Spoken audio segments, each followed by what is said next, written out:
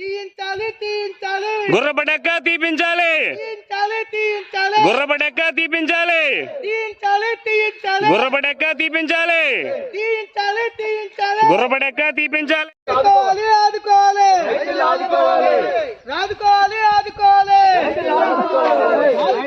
ఆదుకోవాలి ఆదుకోవాలి ఆదుకోవాలి పార్వతీపురం మన్యం జిల్లా ఏదైతే సీతానగరం మండలం చెన్నై వలస గ్రామంలో ఇది ఏదైతే తోటపల్లి రిజర్వాయర్ ప్రధాన కాలువ అయినటువంటి ఈ చెన్నై వలస కాలువలో చూడండి కనిపిస్తున్నాయి. ప్రజలారా, ప్రభుత్వంలో ఉన్నటువంటి అధికారులారా చూడండి, ఈ యొక్క గుర్రం డెక్కలు చాలా ఎక్కువ పెరిగిపోయాయి. కాబట్టి పెరిగిపోవడం వల్ల రైతులకి నీళ్ళు వెళ్ళట్లేదు.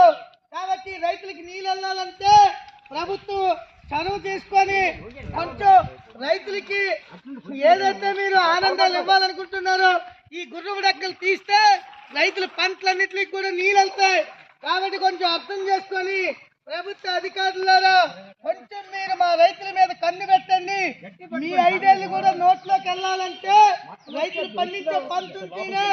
కాబట్టి రైతు పంట పండించాలంటే ఈ గుర్రం డెక్కలు తీసేస్తే ఈ కాలువలోంచి నీళ్లు వెళ్తాయి.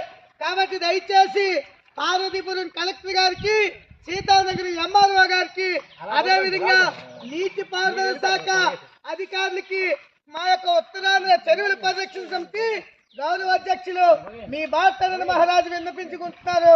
లేని పక్షంలో రాబోయే రోజుల్లో ఉత్తరాంధ్ర చెరువుల పరిరక్షణ సమితి కార్యాచరణ చేస్తాం.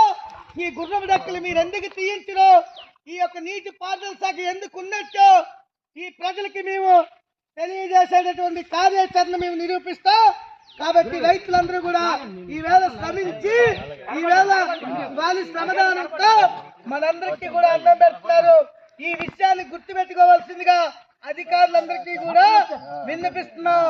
గంగా మాతాకి, గంగా మాతాకి.